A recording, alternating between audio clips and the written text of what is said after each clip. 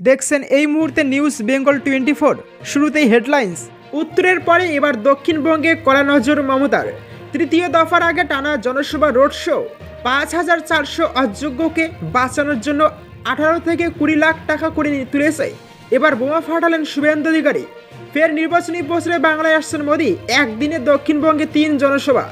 এজেন্সির কথা ছাড়া এক পা নড়ে না বিজেপি। 2 দফা ভোটে ধপাস হয়েছে বললেন মমতা বন্দ্যোপাধ্যায়। দিলীপ ঘোষ ফের বেলাগাম, আমাকে ভরসা করে লাঠি দিচ্ছে, বাকিদের বান্ডিল দেয়। শুনছিলেন হেডলাইন্স, এখন বিস্তারিত। তার আগে চ্যানেলে নতুন হয়ে থাকলে অবশ্যই চ্যানেলটিকে সাবস্ক্রাইব করে পাশের বেল বাটনটি অন করে দিন আর ভিডিওটিতে একটি লাইক দিতে ভুলবেন না। উত্তরের পরে এবার দক্ষিণবঙ্গে কড়া নজর মমতার। তৃতীয় দফার আগে টানা জনসভা রোড শো। উত্তরবঙ্গে টানা প্রচার শেষ, এবার দক্ষিণবঙ্গের দিকে নজর মমতার। তৃণমূল সূত্রে খবর, মালদহ মুর্শিদাবাদ প্রচার শেষ করে এবার টানা দক্ষিণবঙ্গে প্রচার সারবেন মমতা বন্দ্যোপাধ্যায়। জানা গিয়েছে এই পর্বে মোট 10টি লোকসভা কেন্দ্রে প্রচার চালাবেন তিনি। এর জন্য ইতিমধ্যেই তৈরি হয়ে গিয়েছে কর্মসূচি। তৃণমূল সূত্রে খবর, আগামী 2রা মে থেকে 8ই মে পর্যন্ত মোট 15টি জনসভা ও রোড শো করবেন মমতা বন্দ্যোপাধ্যায়। দিনে 2টোর বদলে এবার দিনে 3টে করে কর্মসূচি মমতা বন্দ্যোপাধ্যায়ের। 1 মে মুর্শিদাবাদ জেলায় প্রচার শেষ করে 2রা মে থেকে টানা দক্ষিণবঙ্গে প্রচার করবেন তিনি। কৃষ্ণনগর লোকসভা কেন্দ্রের অধীনে টেহত্ত থেকে 2রা মে থেকে প্রচার শুরু করছেন মমতা বন্দ্যোপাধ্যায়।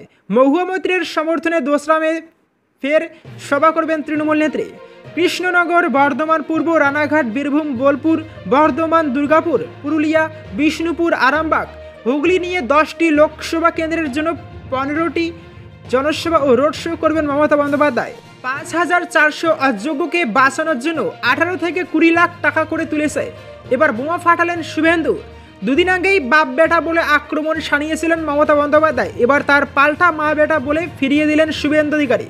নন্দকুমারের তমলুক লোকসভা কেন্দ্রের বিজেপি প্রার্থী প্রাক্তন বিচারপতি অভিজিৎ গঙ্গোপাধ্যায়ের সমর্থন জনসভা থেকে মমতা বন্দ্যোপাধ্যায়কে তীব্র আক্রমণ শুভেন্দু অধিকারীর।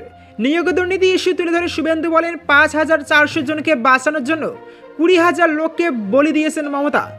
ভরার সময় দাঁড়িয়ে শুভেন্দু বলেন, এত জ্বালা কেন জানেন? হাইকোর্ট বলেছিল যোগ্য কারা অযোগ্য কারা তালিকা দাও।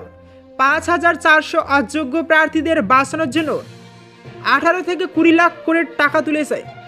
এই কয়েকজনকে বাঁচানোর জন্য 20,000 যোগ্য লোককে বলি দিয়েছেন উনি।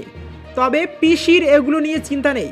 শুভেন্দুর কথায় মহামান্য বিচারপতি দেবাংশু বসাকের বেঞ্চ রায়ের 17 নম্বর ক্লোজে বলেছেন, অতিরিক্ত শূন্যপদ কারা করেছিল তাদের খুঁজে বার করে তদন্তের স্বার্থে সিবিআই হেফাজতেও নিতে পারে। এই ৫,৪০০কে চাকরিতে বহাল রাখার জন্য 5ই মে 2022 ক্যাবিনেটে মিটিং হয়েছিল, যার নেতৃত্বে দিয়েছিলেন এই ঠগি পিসি। নিয়োগ দুর্নীতির সূত্র ধরে কটাক্ষ করে শুভেন্দু বলেন, এসএসসি তো ঝাঁকি হে, পিএসসি, মিউনিসিপ্যালিটি, ফায়ার ব্রিগেড বাকি হে, সবে তো 12টা বাজে, এখনও সন্ধ্যা হয়নি। এরপর এই পিসি আর ভাইপোকে কি করি দেখতে থাকুন। এরপরই মমতা অভিষেককে মা বেটা বলে আক্রমণ করেন শুভেন্দু। বলেন, আলালের ঘরের দুলালকে জেলে ঢোকাবো বলছে। বাপ বেটা ছিল না নন্দীগ্রামে? আরে মা বেটা কোথায় ছিলেন আপনি? 2001-এর পর আপনার ছাপ বন্ধ করে দিয়েছিলেন বুদ্ধবাবু। দিদি থেকে দিদিমা হয়ে যেতেন, কোনোদিন মুখ্যমন্ত্রী হতে পারতেন না। যদি মেদিনীপুর না থাকতো, একবার হারিয়েছি ফের হারাবো। তোমার আলালের দুলালকে জেলে ঢোকাবো। আমি যা বলি ভেবে বলি, আর যেটা বলি করে দেখাই। ফের নির্বাচনী প্রচারে বাংলায় আসছেন মোদি। একদিনে দক্ষিণবঙ্গে 3 জনসভা। লোকসভা নির্বাচনের 2 দফা মিটেছে সবে। বাংলার 42 আসনের মধ্যে উত্তরবঙ্গের 6 কেন্দ্রে নির্বিঘ্নেই মিটেছে ভোট গ্রহণ পর্ব। এবার দক্ষিণবঙ্গের পালা। আগামী 7ই মে উত্তরের 2 আসনের সঙ্গে ভোট গ্রহণ শুরু দক্ষিণবঙ্গেও। আর তার আগে ফের বঙ্গে নির্বাচনী প্রচারে আসছে নরেন্দ্র মোদী। সূত্রে খবর, আগামী 3রা মে মোদী দক্ষিণবঙ্গে 3টি জনসভা করবেন।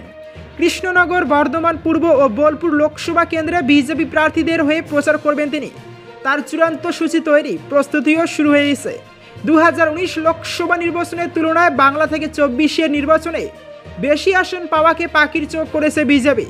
সেই লক্ষ্যে লাগাতার বঙ্গে প্রচার চালিয়ে যাচ্ছেন প্রধানমন্ত্রী নরেন্দ্র মোদী, স্বরাষ্ট্রমন্ত্রী অমিত শাহরা। ইতিমধ্যেই বাংলায় বেশ কয়েকটি জনসভা করে গিয়েছেন মোদী। কখনো বাংলায় বক্তৃতা শুরু করে, আবার কখনো মনীষীদের কথা বলে প্রধানমন্ত্রী বঙ্গবাসীর মন জয়ের চেষ্টা করেছেন। পাশাপাশি তৃণমূল বিরোধী হাতিয়ারগুলিকে আরও শান দিয়েছেন। এবার দক্ষিণবঙ্গের প্রচারে আসছেন নরেন্দ্র মোদী। সূত্রের খবর, আগামী 3রা মে শুক্রবার মোদী একই দিনে 3টি জনসভা করবেন কৃষ্ণনগর, বোলপুর ও বর্ধমান। পূর্বে কৃষ্ণনগরে মহুয়া মৈত্রকে পরাস্ত করতে এবার বিজেপির বাজি রাজমাতা অমৃতা রায়। তিনি প্রার্থী হওয়ার পরই ফোনে তার সঙ্গে কথা বলে লড়াইয়ের মন্ত্র দিয়েছিলেন প্রধানমন্ত্রী। এবার অমৃতা রায়ের হয়ে সীমান্ত এলাকা তেহট্টে নির্বাচনী প্রচার করেন মোদী। বোলপুরের বিজেপি প্রার্থী গৃহবধূ পিয়া সাহা, তার হয়েও 3রা মে প্রচার করবেন নরেন্দ্র মোদী। এছাড়া বর্ধমান পূর্ব লোকসভা কেন্দ্রের গেরুয়া প্রার্থী কবিয়াল অসীম সরকারের সমর্থনে হবে মোদীর জনসভা। অন্যদিকে 30শে এপ্রিল অর্থাৎ মঙ্গলবার কৃষ্ণনগরে অমিত শাহের জনসভা থাকলেও তা বাতিল হয়েছে। ওই দিন তিনি বর্ধমান পূর্বের প্রার্থীর হয়ে প্রচার করবেন বলে খবর। উল্লেখ্য, আগামী 3 তারিখ মোদী যে 3টি জনসভা করবেন তার সবকটিতেই বিজেপির সঙ্গে তৃণমূলের হাড্ডাহাড্ডি লড়াই। বিশেষত কৃষ্ণনগর রাজ্যের অন্যতম নজরকাড়া কেন্দ্র, তাই দক্ষিণবঙ্গের প্রচারের শুরু সেখান থেকেই করতে চান নরেন্দ্র মোদী। উল্লেখ্য, লোকসভা নির্বাচনের প্রচার এই কৃষ্ণনগর থেকে শুরু করেছিলেন তৃণমূল সুপ্রিমো মমতা বন্দ্যোপাধ্যায়। ফের বেলাগাম দিলীপ ঘোষ, আমাকে ভরসা করে লাঠি দিচ্ছে, বাকিদের বান্ডিল দেয়। কমিশনের শোকজ, দলের বকা, তবুও বেলাগাম খড়গপুরের সাংসদ। সোমবার তিনি বললেন, এত চোর, ডাকাত, গুন্ডা, বদমাশ, তাদের তাড়ানোর দায়িত্ব তো কাউকে নিতে হবে, আমি নিয়েছি। তাই লোকে আমাকে ভরসা করে লাঠি দিচ্ছে, গদা দিচ্ছে, বাকিদের হাতে তো বান্ডিল দেয়। শাসক দলের অভিযোগ, শান্তির শহরে অশান্তি পাকাতেই এইসব বলছেন তিনি। সোমবার সকালে বর্ধমান দুর্গাপুর লোকসভা কেন্দ্রের বিজেপি প্রার্থী দিলীপ ঘোষ প্রাতঃভ্রমণের সময় জনসংযোগ সারেন বর্ধমান শহরের কালীবাজার এলাকায়। সপ্তাহ খানেক আগে দিলীপ ঘোষের জন্মদিনে একজন বিজেপি কর্মী তাকে একটি কলম উপহার দিলে তিনি বলেছিলেন, কলম নয়, একটি লাঠি দিলে ভালো হতো। তারপরেই রোববার সন্ধ্যায় বর্ধমান শহরে কার্জন গেটের পাশে বর্ধমান দক্ষিণ বিধানসভার অন্তর্গত 7 নম্বর নগর মণ্ডল কমিটির নতুন কার্যালয়ের উদ্বোধন করলে দিলীপ ঘোষের হাতে একটি লাঠি তুলে দেন এক বিজেপি কর্মী। ওই লাঠি হাতে নিয়ে দিলীপবাবু বলেছিলেন, এই লাঠি যেন ব্যবহার না করতে হয়। সোমবার ফের সেই লাঠির প্রসঙ্গই নিয়ে এলেন তিনি। পাশাপাশি সুপ্রিম কোর্টে এসএসসি মামলার শুনানি নিয়ে বললেন, টিএমসি চুরি করবে, লুট করবে, আবার কোর্টে গিয়ে থাপ্পড় খাবে। মুর্শিদাবাদে বিস্ফোরণ প্রসঙ্গে তিনি বলেন, যেমন ভারত থেকে বাংলাকে আলাদা করার চেষ্টা হচ্ছে, তেমন বাংলা থেকে মুর্শিদাবাদকে আলাদা করার চেষ্টা হচ্ছে। ওখানে টিএমসি গুন্ডা ও সন্ত্রাসবাদীদের দিয়ে মুক্তাঞ্চল তৈরি রেখেছে। যেমন বোমা বারুদ বিস্ফোরক মজুদ হচ্ছে, তেমনই বিস্ফোরণও হচ্ছে, বাংলার বদনাম হচ্ছে। তৃণমূল কংগ্রেসের রাজ্য মুখপাত্র প্রসেনজিৎ দাস বলেন, রাজ্যে তৃণমূল কংগ্রেস ক্ষমতায় আসার পর বর্ধমানে কোথাও কোনো অশান্তি হয়নি, তাই দিলীপ ঘোষ দায়িত্ব নিয়েছেন অশান্তি পাকানোর। সেই জন্য তিনি এসব হুঙ্কার দিচ্ছেন। তবে এখানকার মানুষ জানেন কাকে কি ওষুধ দিতে হয়। 4 জুনের পর এইসব লোকেদের আর খুঁজে পাওয়া যাবে না। এজেন্সির কথা ছাড়া এক পা চলে না বিজেপি, 2 দফা ভোটে ধপাস হয়েছে বললেন মমতা। লোকসভা নির্বাচন শুরু হয়ে 2 দফার ভোটও হয়ে গেছে। বিজেপি তৃণমূল 2 দলই এই 2টি দফায় দারুণ ফল করার ব্যাপারে আশাবাদী। মমতা বন্দ্যোপাধ্যায় অবশ্য বিজেপির করুণ দশা দেখতে পাচ্ছেন। সোমবার জঙ্গিপুরের খড়গ্রামের জনসভা থেকে তিনি কার্যত দাবি করলেন, 2টি দফার নির্বাচনে বিজেপি পুরোপুরি পর্যদুস্ত হয়েছে। জনসভার মঞ্চ থেকে বিজেপিকে নিশানা করতে আবারও কেন্দ্রীয় এজেন্সির প্রসঙ্গ টানেন তিনি। মমতা বলেন, বিজেপি সরকার হচ্ছে of the agency, by the agency, for the agency. Agency ছাড়া তো এক পা চলে না বিজেপি। সবাইকে ভয় দেখায়, ফোন করে, হয় এনআইএ করে দেব, সিবিআই করে দেব।